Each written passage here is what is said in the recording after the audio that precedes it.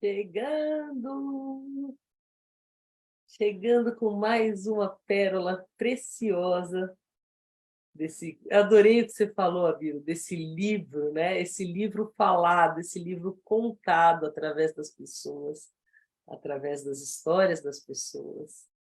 E a gente tem mais uma surpresa linda para vocês hoje. Hoje é uma entrevista gravada de uma queridíssima e depois a gente comenta. Boa noite, Bi. Boa noite. Didi, estava com o celular aberto aqui, vendo quem está entrando. As pessoas estão chegando aos pouquinhos.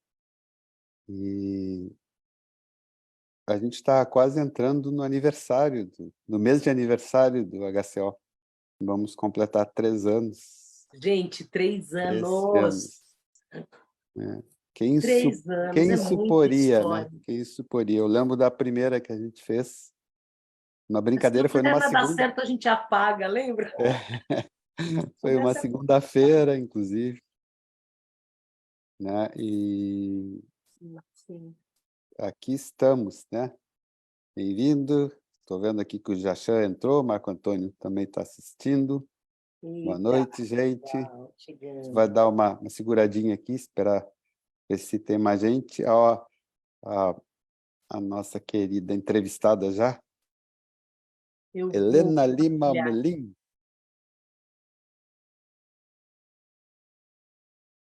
Namastê, Jachan. Esses dias o Jachan publicou um texto bem interessante lá do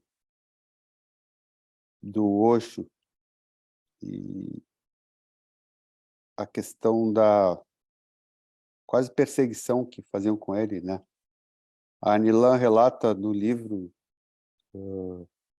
que escreveu, lançado ano passado, que no início do trabalho o Osho era recebido com pedras, às vezes, em alguns locais.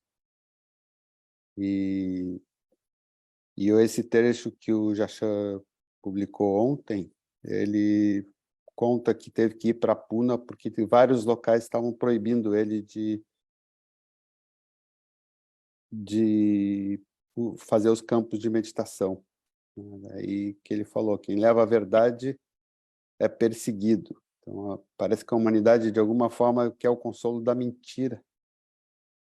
Né? Por isso que a gente vê aí na política tanta mentira. Né?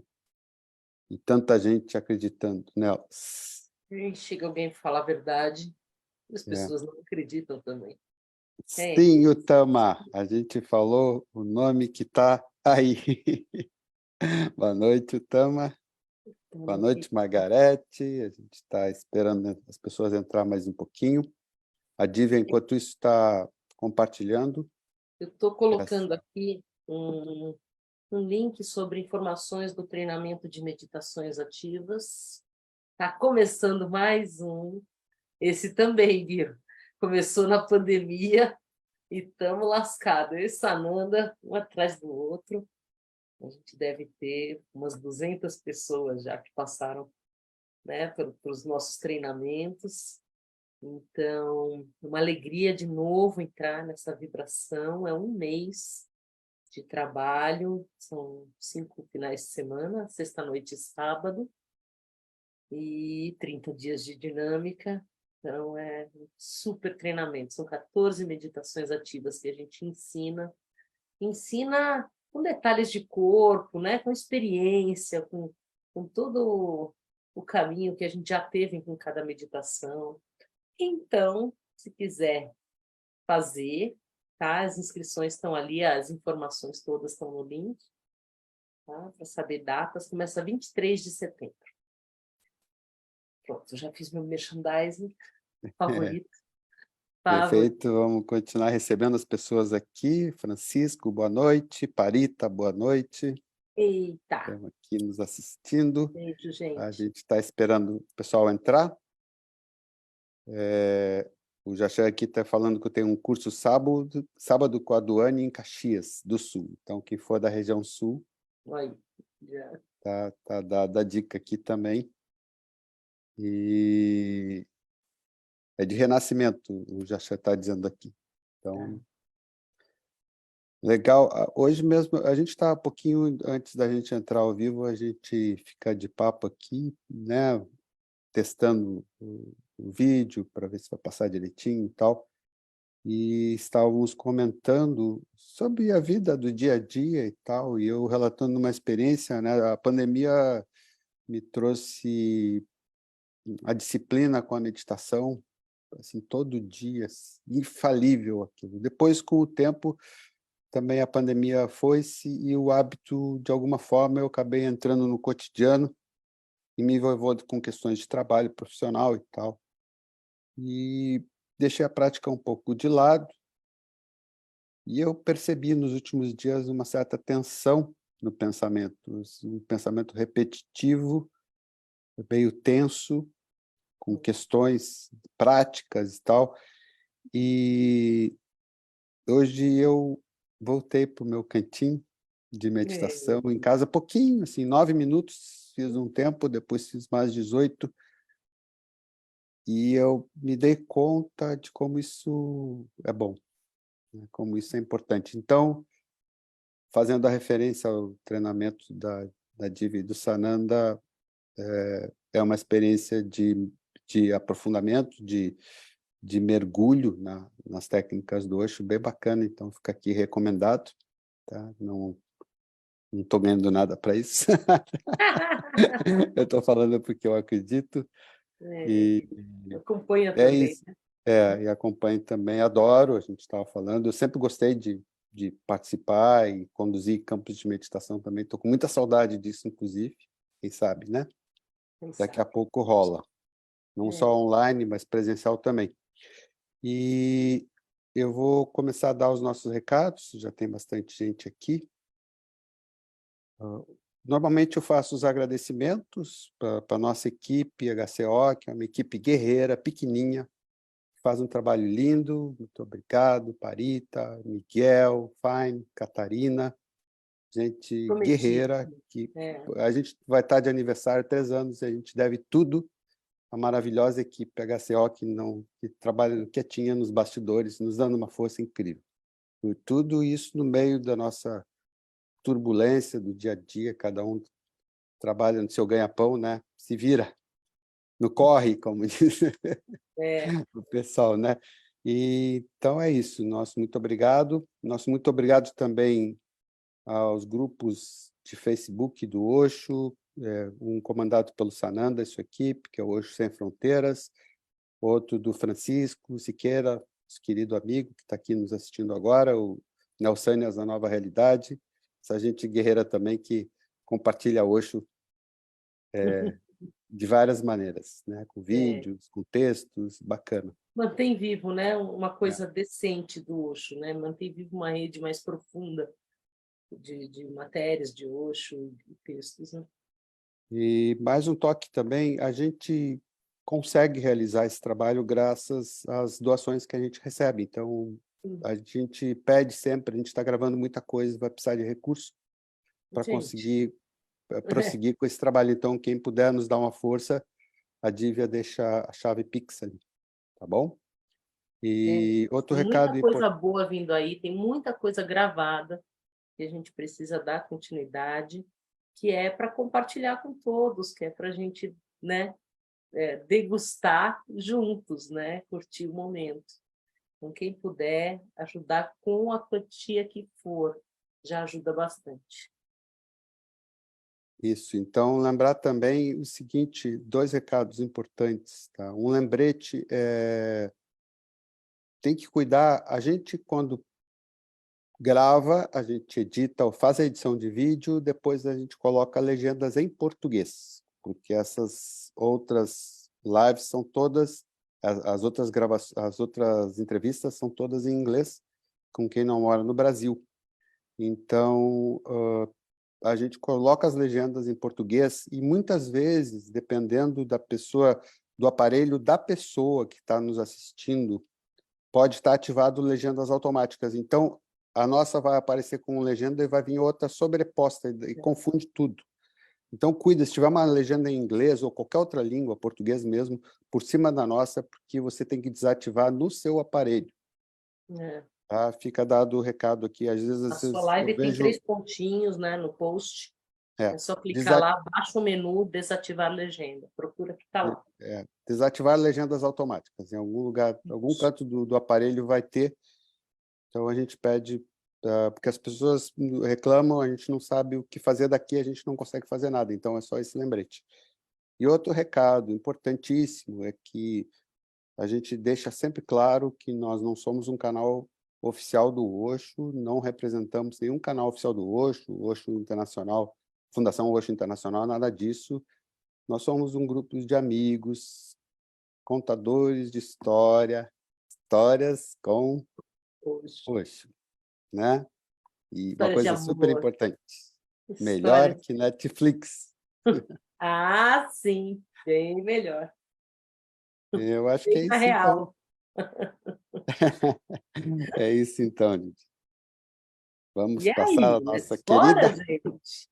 Vamos acompanhar esse lindo depoimento da Smita? Que querida. Olha que história dessa mulher, gente. Depois a gente comenta aqui e aparece no final.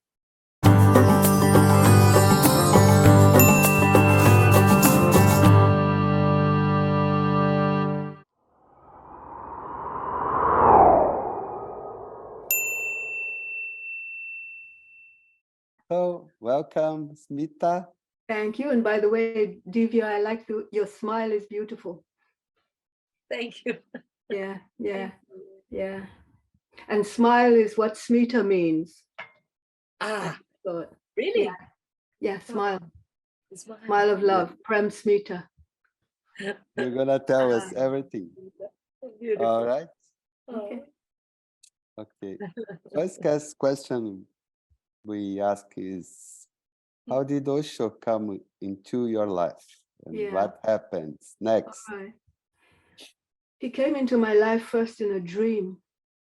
Wow. I was living in Benin, in West Africa. Used to be Dahomey. The other name was Dahomey. And I was 20. I was married to a diplomat. My father, I come from Sierra Leone, also in West Africa. My father was a diplomat, and I was married to a diplomat who worked for the BBC. And I was 20. I think I was just doing quickly what my parents did so I could get it out of the way and start my life, if you know what I mean. But I didn't know that that was what I was doing. And we went to live in Benin. And I was very, very lonely and very, very unhappy. The French, it was their ex-colony. They were totally there. And so we lived a diplomatic life.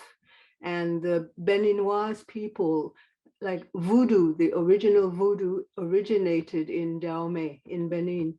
So they had their own way of living, and they were very, very mistrustful of strangers. Yeah, I don't know if it's like that now, but this was how it was then. And their houses were all behind walls. So, you know, there was not this connection of just meeting people that you could if you went to the market or something, but feeling very lonely and isolated. And my only world were the diplomats and the French. And I didn't want to be with them at all, you know. But anyways, and I was 20, and it was my first time in a place where, because I had met my husband in England. Yeah, I had been in England in school and stuff. I was so depressed that I used to, I call it take to the blankets, and I would take a Valium and sleep all day, wake up in the evening, have supper, take a Valium, sleep all night, you know. And I would do this for about a week when I felt life was too much. And after a week, I would be clean, thin and clean and quiet. And I would be like that for a bit, and then I would feel the darkness coming back. And so then I would go back to the blankets. So this was kind of, I did this a lot. And then there was an occasion when I felt it was time to go back to the blankets. I wasn't happy at all. But just before I did that, the night before I did that, I think it was even, or shortly, I went to bed without taking a Valium, and I had a dream. And I dreamt that there was this being dressed in white, and I say a being because I can't say a man or a woman, because he was somehow more beautiful than a man or a woman that I knew about, the being energetically. And he was standing a little bit further away, and I was standing with a group of people, and there was a huge fire in the middle between me and him, and he was persuading us to go into the fire, you know, laughing at us, trying to get us to go into the fire. Now, I don't know what happened in the fire. What I know is before the fire, the fear and the scaredness and the mistrust and everything coming, I don't know what happened in the fire, but coming out of the fire, I was on my hands and knees. It was like I was coming out of a tunnel. I was completely exhausted. I was spent. But energetically, I was just like him, this person. And so there were two people, and they were helping me out of the tunnel. And he was standing a little bit further away, and he was smiling at me as if to say, you see, that wasn't so hard. So, and when I woke up the next day, now I can say when I woke up the next day, I was in bliss. And I had no idea what bliss was, so I couldn't say that, but I just knew I was okay. And I knew my life was going to be different. I didn't know how or what, but I knew my life was going to be different. Nothing had changed on the outside, you know, but something had changed with me. And I started spending time with myself. First of all, I discovered weed and started smoking a lot of weed, which meant I could be with myself. I didn't need external people so much. I read Shakespeare, I read the Bible, I read all kinds of things alone, you know, because I could. I went for walks, I had a beautiful dog. I knew my life was going to change, and I didn't know how, but something was different.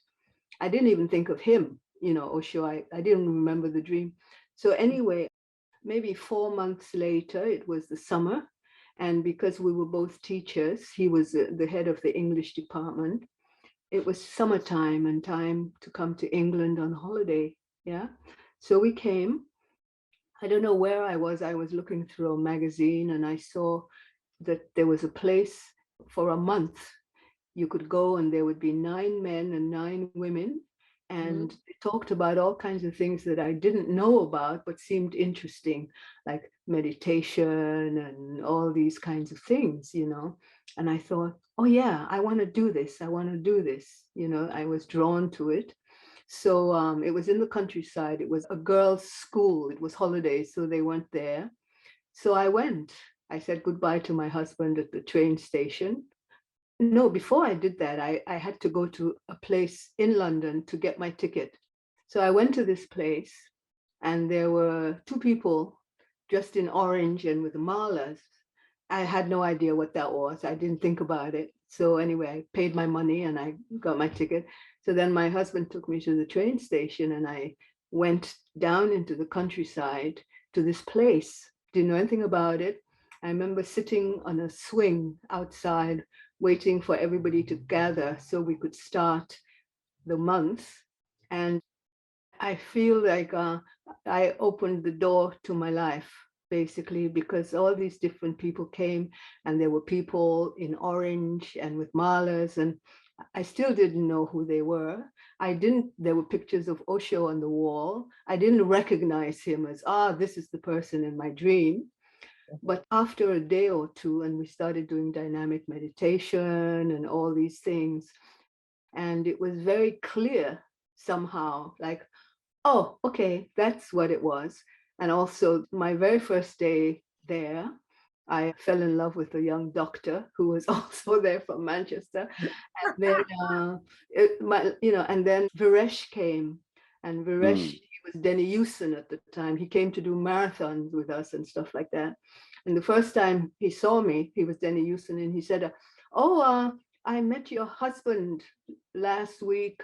because my husband was also kind of seeing if he was interested in these kinds of things, but he wasn't really. He said, I met your husband last week. I said, oh yeah, okay. And then my boyfriend that I just fell in love with, he turned to me and he said, your husband, you have a husband? Are you married? I said, yeah, but don't worry about that. And I made a phone call and I said, hey, listen, I'm not coming back. My life has changed. And that was the start. And we spent a year doing all kinds of, meditations and groups and counter and everything. And then in 1975, we both took sannyas in London. And then in October of that year, we went to Pune and met the man. Then that was how it started.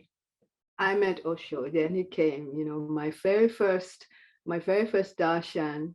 And I said to him, no, all my friends were getting names, very powerful names, consciousness, and this and that and that. And my name is Smile, Smita. I'm thinking, why did you give me such a simple, silly name? Like I wanted to be called something important, what I mean?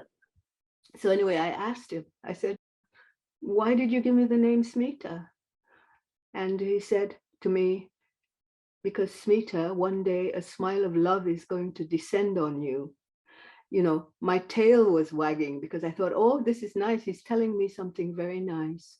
And he looked at me very close, not smiling. And he said, and Smita, it will be a very grave day. Now, I don't know. Osho used words specifically for their meaning. It wasn't like just words all the place. Now, what does grave mean? Grave has so many different meanings.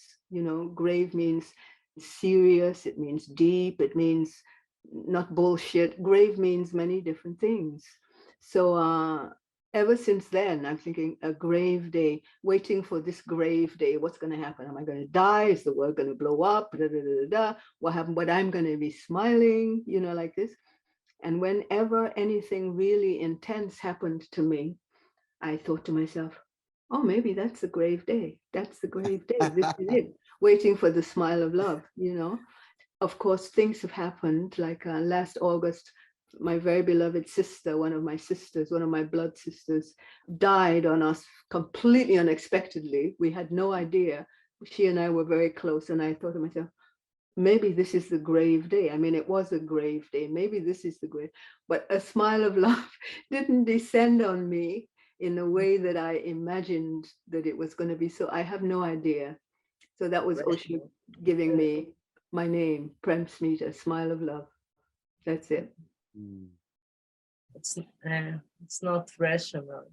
Of course not. I mean, that has nothing to do with it. No. Viraj has a funny story about his name also. You know that? Viraj. Viraj. Yeah. A funny story about his name. Yeah. Viraj was very important for me when my very first group, the marathon encounter, and I was a diplomat's daughter, and I was being very polite and together and everything. And the whole group said, Smita, no, this is not okay. And they all started attacking me. And I was the only Black person in the group. So whatever racial stuff and everything was coming out as well. And Viraj said to me, hey, can you do this? I said, yes. He said, put your feet on the ground. I put my feet on the ground and he stood with his hand on my back. And he said, now just be here and let them do what they need to do and say what they need to say and da. And he was really the one who took me through racist stuff in the very beginning when it happened.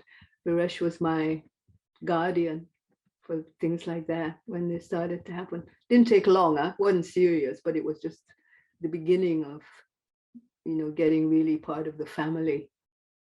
Yeah. Yeah, he's a beautiful man. We just love him. Yeah. And what happens next? Next Okay. to your sannyas, I can think of two things. Okay. Yeah. The way I knew, when I knew that Osho wasn't just a nice uncle, because in those days, there were not many of us in the ashram, and we could go and see him very often. So for me, I thought, oh, I'm going to see my lovely uncle. That's kind of how I felt, you know. There was another Black woman, Sudha. She was kind of like a high priestess, you know. She was kind of important and conscious and everything like that, as opposed to me. I mean, I was just, you know, me. And whenever we had darshan, our friends would stand outside the gate of Lao Tzu house, waiting for us when we came out. And the word had gone out that Osho had given Sudha a third person meditation. And a third person meditation, you say she, you don't say I. You say she did this and she did that and she thought this, to kind of distance, to become the watcher more, you know. So this is like, it's very high thing, you know. So I went to him. I don't know what I said to him. I don't know. And he said to me, okay, it's time for a third person meditation for you. So I thought, whoa, this is amazing. I must be really far out. And I walked out and I told my friends, you know, they said, well, wow, he's giving you this meditation. So for 3 weeks, I had a very good time. I said, she did this and she did that and she, and I felt very important. Talking about yourself on the third person. Yes. Went back to see him. And when it was my turn, sitting in front of him, and I can't remember her name, wasn't Lakshmi, it was, I can't remember her name, who used to write things down, you know, like his secretary sitting next to him.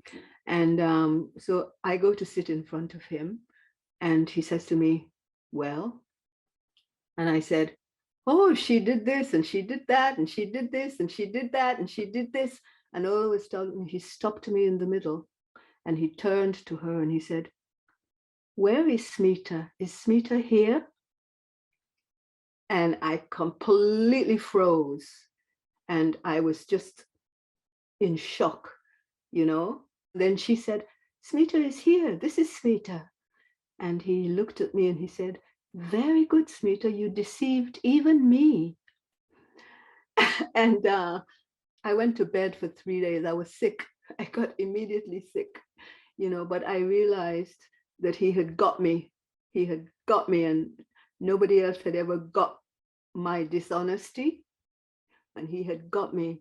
And then I realized that he wasn't just my nice uncle, you know, that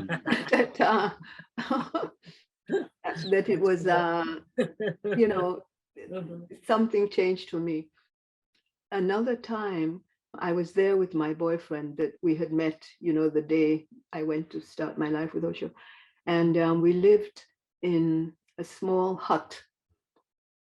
There was a woman who, you know, she rented these huts out kind of like to us all.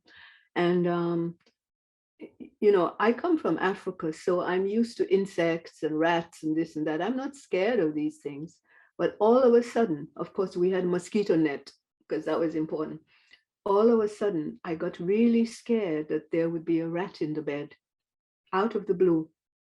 Every night I went to sleep terrified that there would be a rat in the bed. One night I woke up in the middle of the night and there was a rat in the bed. And I went in one direction and the rat went in another direction and my boyfriend went in another direction.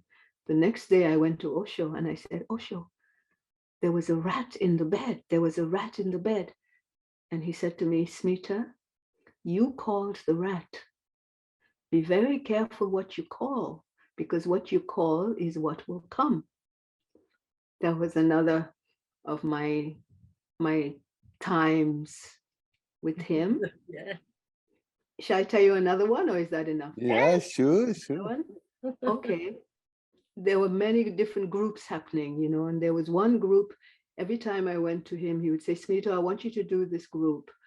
And I didn't want to do it because I felt it was a group for beginners. You know, you had to do all kinds of little things like take off your clothes and sing a song. I thought, I know how to do all this. I don't need this kind of beginner group, you know. But he would say, I want you to do this group. I want you to do this group. So anyway, finally I said, okay, went to do the group. And it was a group about a lot to do with expressing feelings.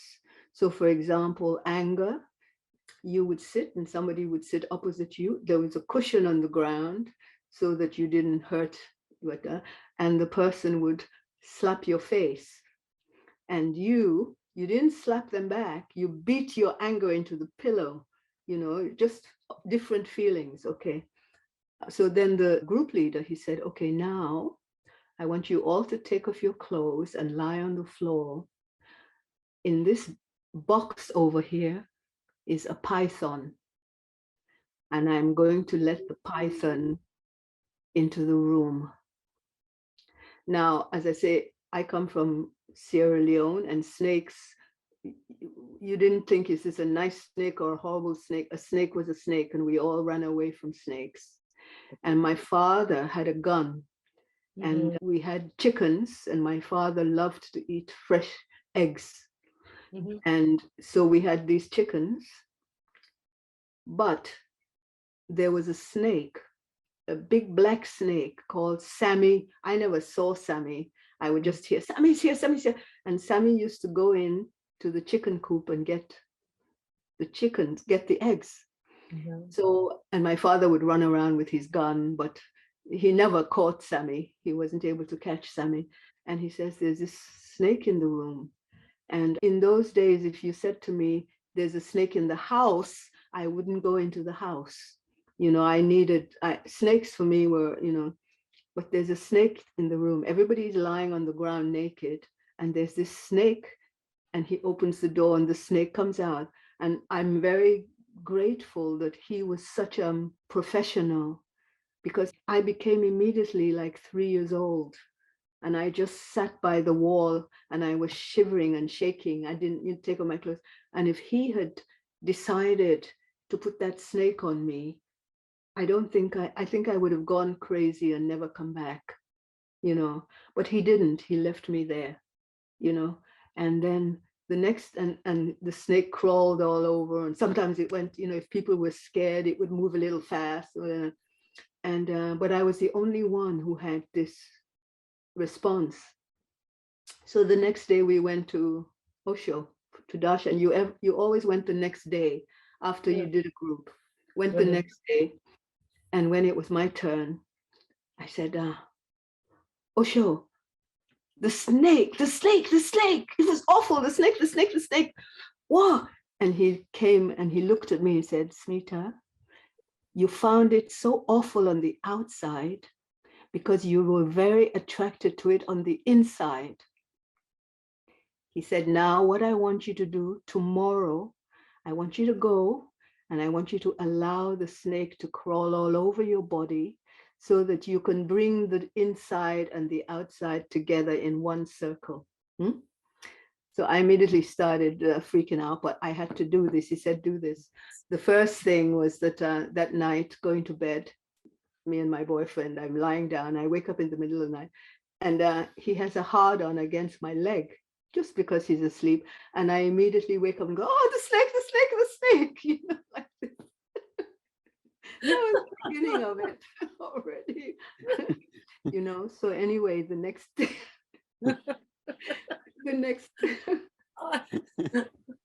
next day I go to the group leader who has the snake, because he knows.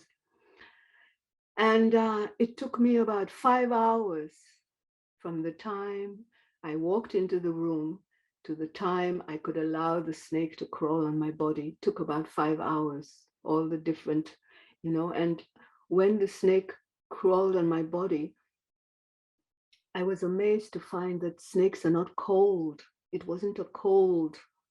And, and the snake looked at me, and I realized that I had never, ever seen a snake. I had only ever seen my fear of a snake, And I also realized that it was something to do with my father, because I was a very little girl and my father had complete control over me. But my father couldn't control Sammy the snake. He had no control over Sammy. So basically, I wanted to say, Sammy, you're fabulous, you're fabulous, you're fabulous. But I couldn't do that.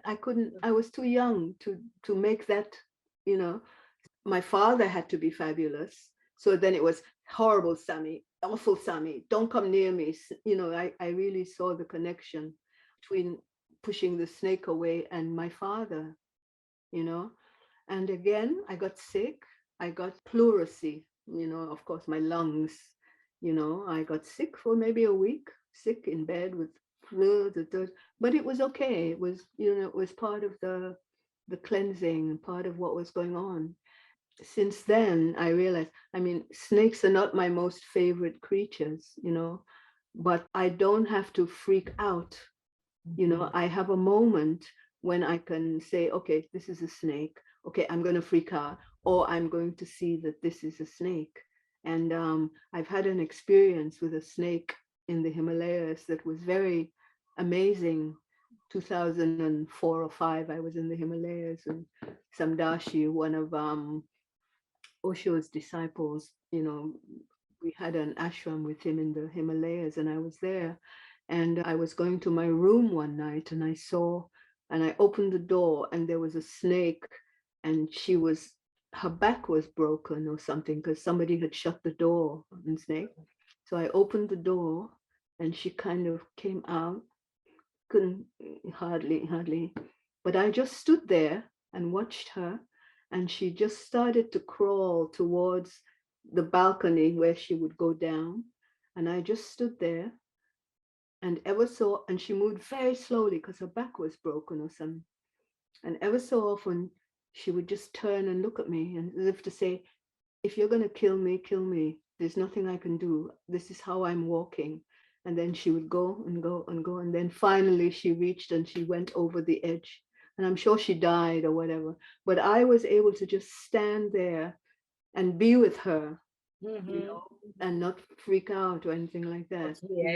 You know, yeah, because of that, the situation with the snake. So that's another thing that happened. Okay, I'm just going to say one more. This was after the ranch. Yeah, I was there. Of course, after it was all over, so much to process, you know, and not knowing what was real, what was not real, what happened, what didn't happen, all of it.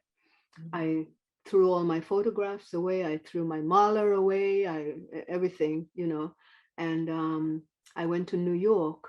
I have some family in New York, and I went there. I didn't throw away my name Smita. Somehow it was important for me to keep that name.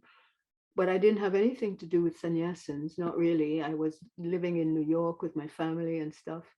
And then the time came for me to leave New York. I just felt it was time to go.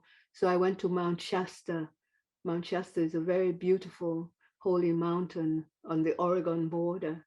I call it my mountain. And I went there looking for another community. I didn't want to be in the community of sannyas anymore. I felt that was finished, especially as Osho was going back to Pune, and Pune was happening. And I was thinking, I can't just go back there as if nothing has happened.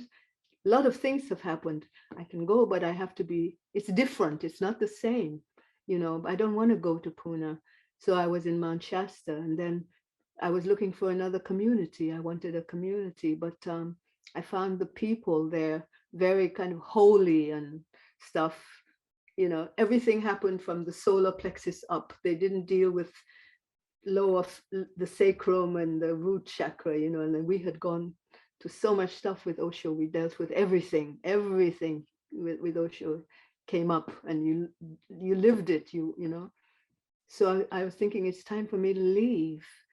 And then I went to Sufi dancing one night. Somebody said, it came to me, go to Sufi dancing. And I thought, I don't want to go to Sufi dancing. I did enough Sufi dancing in Pune. Why am I going to Sufi dancing? You know. But anyway, I went, and I was sitting, and a guy walked in, and I saw him, and there was something about him. And then he came and he sat next to me, and I noticed he had a mala, and I hadn't seen a mala in 3 years. Yeah, you know, he had a mala. And he sat next to me, and he said, I'm feeling very vulnerable. He said, I've just come from this place called Pune. Did you ever hear of a place called Pune? He said to me, I said, well, yeah, I have a little bit, you know.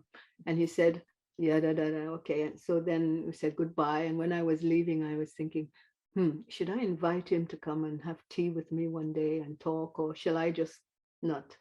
So I decided to invite him. So he came and we started hanging out, and we had a little love affair and this and that. And we went for a walk. And as we were walking, I just saw his mala seem to be getting bigger and bigger in front of my eyes. And I started to cry, like my first real, from the bottom of my belly, tears about everything that had happened. And then he was leaving. He was going to Idaho to live in a cabin far away with rattlesnakes and the bears coming down to eat cherries from the trees, and really across a river. And he said to me, would you like to come with me? And I said, yes, because I was finished with, So we drove 800 miles or whatever it was to Idaho. And we came to this cabin, and we had to cross over the river, to get to the cabin. But what he didn't tell me was that the cabin belonged to his friend, who was a sannyasin who had just gone to Pune. So we arrive, we walk in, there are pictures of Osho everywhere. There are all the books, the Osho books everywhere. And he was very interested to get all the information he could about the history of Pune. And our first week, it rained all the time. So we were indoors all the time, going through all the darshan diaries and things. And I said, oh, wow, look, this is this person, that's that person. And he was very interested to get all this information. And what I didn't realize was I was reclaiming it, putting it all back inside. And then one night, I decided I wanted to listen to an Osho tape before I went to sleep. And I had, so many Osho tapes I had listened to and all that, I decided I want to do this, and I put it on and I started listening to it. And it was amazing, because if you had said to me, how do you feel? What's happening for you? I would have said something like, I feel as if I'm walking in a forest and I don't know where to go. I need a friend. I need a guide. That's probably what I would have said. And just at that very moment, that's what Osho was saying on the tape. And it was like, I just thought, you know what? If my connection with him is this deep, it doesn't matter. Nothing matters except to say yes to the depth of this connection. And for me, that was the moment that I said completely yes to him again, because there was nothing else to say, and that's the way it's been ever since. Yeah. After that, you went to Pune to be with him? I went to Pune, but not immediately. After Idaho, let me see, I went to New York again, and then, I wanted to come to Europe, but I wanted to come, but I wasn't really ready for Pune. So I went to Human University, to Viresh, and yes, that's how I started.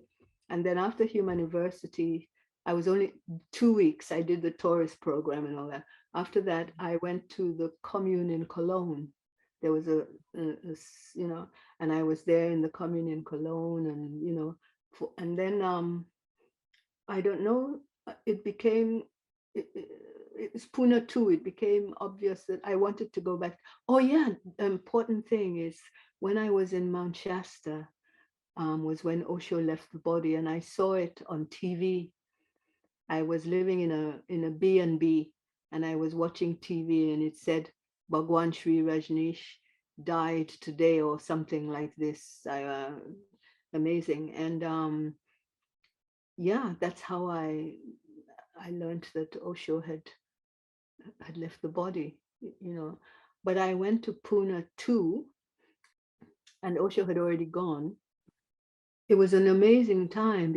It was all the creativity, and it was a flowering of the commune, music and dancing and this and that and that. And it was a wonderful time. And I started playing music there. One of the things I love is I'm a DJ. And my very first being a DJ was in Pune, Utuna, and that's how I started. So I was in Pune too. I went to Pune too and came back and went and da. And then my very last time in Pune was in 2000. And I went and I didn't like it. I felt it had changed too much. It was no longer the place I wanted to be and all that. So that's the last time that I was in Pune, is 2000. But in 90, whatever it was, there was this wonderful moment when everything was happening. It was a great time. Yeah. And how is Osho today? I met somebody not so long ago who said, "Oh yeah, you were with Osho, and how was he for you then?" And I said, Osho and I are together still. It's like I'm not part of the club of Osho. I'm not part of the church of Osho and all that. I'm not into it in that way. I said, he's the wind beneath my wings, because it's Osho who said to me, "Hey, Smita, look, there's the road to freedom. And if you want it, you can go. If you don't want it, don't go." But he's the one. And I can't understand it really, that I think, what did I ever do in any life that this gift was given to me out of the blue? This being was put right in front of my path. I didn't go looking for him. I didn't go anything about him.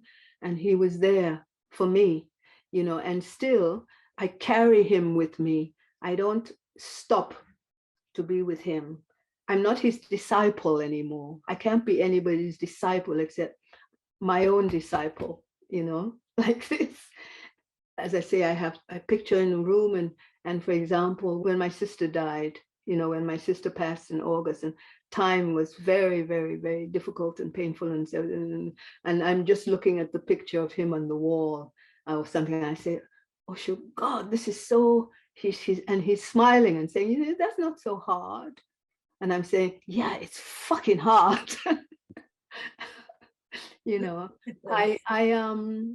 he's just part of me.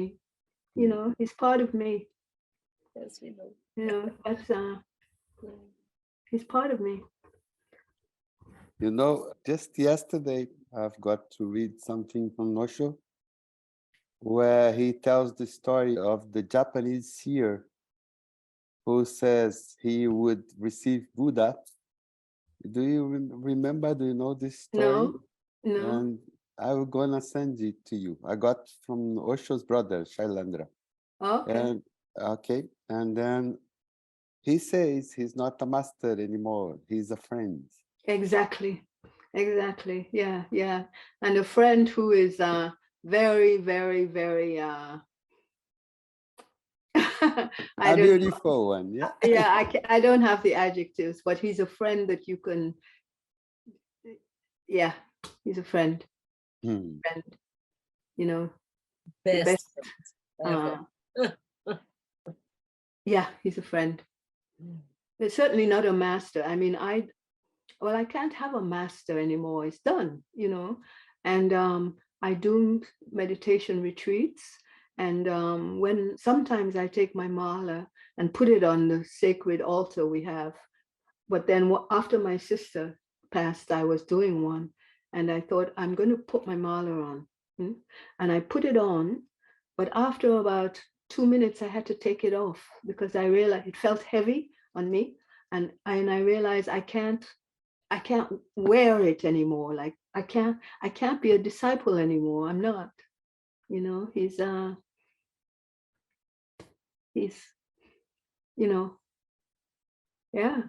It's another step or another relation. Exactly. I don't know what to say. No need to say. We can't put in words what happens. Yeah. There is a guy who find too small the comprehension. Yeah, totally. Yeah. Yeah. We got this too.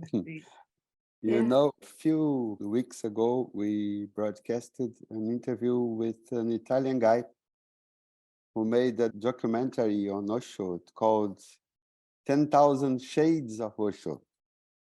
So many forms, so many ways to be with us, to anyway be with us, to guide us when it's needed. Yeah. We got it in, yeah? Yeah. I mean, and I'm just amazed because more and more, I mean, I won't go into it now, but more and more, you know, things like this documentary, The Wild, what was it called? Wild Country. I didn't see it. Friends, people said, what did you think about this? I said, I haven't seen it. I was there. I don't need to watch it to see, you know what I mean? And Yes. Everybody has their opinion and all these stories coming out about Osho and this and that and that and that. And I'm saying, yeah, okay, maybe, I don't know what is real or what is not real, and the 3D reality of things. Whatever happened, happened. But all I can say is, taking me as an example, me in terms of what I can share at my biggest, is so little, I feel. And yet this, I mean, as a human being, and this person, he was a human being, but so big a human being can become that he can hold all that he held, and for people and love, and it's unbelievable that a human being can be this big, and he was.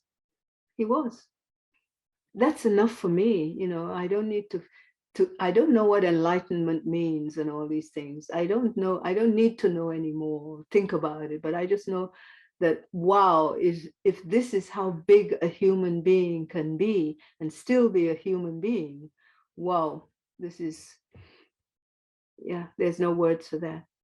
No words, you know, like that. It's the same potential that we have, but he is an example for how far we can go. How far we can go if we dare. Yes. Yeah. You beautifully got a smile of love. Smile of love. Oh. So we always end up with just a small question. Yeah. That is one word for Osho. Oh. What would that be? Okay, can I do 2 words? Yes. Okay, because my first connection with him was this fire, you know, and so for me, Osho is the holy fire. Holy Walk fire. into the Fire holy of fire. Exactly. Step into the holy flame. Yeah, he's the holy fire of transformation, the holy fire. Yeah. Oh, oh, oh, oh. Hallelujah. Yes. Thank you, beloved. Thank you. So Thank much, you. so Thank much, you. so much. Thank you. Thank you. Blessings. Thank you. Blessings. Osho. Thank you. Thank you. Osho. Thank you.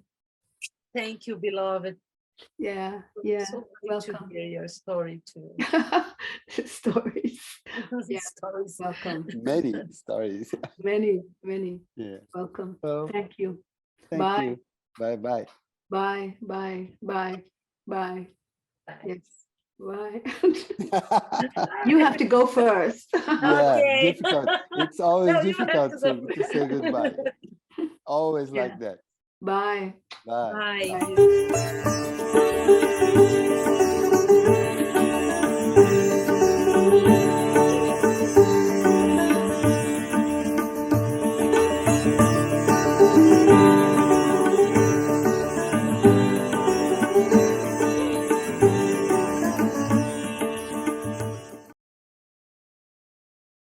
Ai, meu Deus, como ela é linda. Que ser único, que história maravilhosa. Nossa, inspirador. Reouvir a Smita. fogo. O fogo sagrado. Coisa linda. Talking to the holy fire. Ela até empolgou ali, né? Empolgou. Sempre empolga, né? Essas musiquinhas sempre empolgam. Você sempre faz isso, né? Uma hora você, pá, você Eu lança lembro a música da lembro época e todo da mundo... a Anisha, né? Lila, lila. É, a Manico, todas elas, você vai lá dá uma falada, elas adoram. Gente, Gente, que delícia, espero que vocês tenham gostado, mesmo com a dificuldade técnica. Não é uma dificuldade técnica, é um esquema de transmissão. A gente tem uma super internet, conexão, tudo feito para passar, mas a hora que entra no Facebook, talvez seja alguma configuração, mas está acontecendo isso ultimamente direto. Em todo caso, a gente vai editar bonitinho e colocar a entrevista com a legenda, né, melhorada, a legenda, né, como ela deve ser, no YouTube. Tá eu tive bom? uma ideia, Divya. Amanhã eu vou ligar para o Elon Musk e vou pedir uma internet quantum para a gente passar. Boa, boa. Gente, semana que vem nós teremos uma linda entrevista feita, é a segunda parte de uma moça que é nossa mascote. É A linda. nossa mascote recém-chegada no Osho de uma forma tão linda, uma viajante, uma ciganinha, que foi entrevistada dessa vez de Tel Aviv. Então, semana que vem, logo, quinta-feira, eu acho que já estamos com a divulgação da Yoga Mukti. Yoga Mukti. Isso aí. Então tá. Boa noite, gente. Boa noite, Didi. Boa noite, meus amores. Até já. Até. Tchau, Sanguinha, querida. Até terça que vem. Beijos.